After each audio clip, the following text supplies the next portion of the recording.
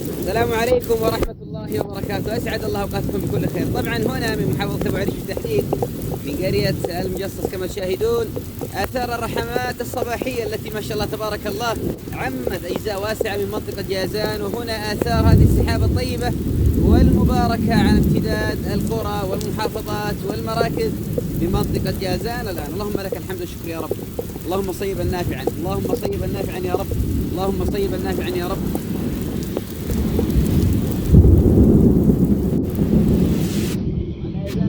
ما شاء الله محمل بالخير العظيم واتساع باتجاه الشمال. نسأل الله أن يزيد هذه الخيرات وأن يبارك فيها وأن يطرح فيها البركة وأن يلحق فيها كل خير العباد والبلاد. أخوكم قلب العاصفة سامي ديابي، راح نتجه بإذن الله إلى مواقع أخرى للاستمتاع أكثر وأكثر. طبعا هناك في الأعلى لا تزال ما شاء الله تبارك الله الركاميات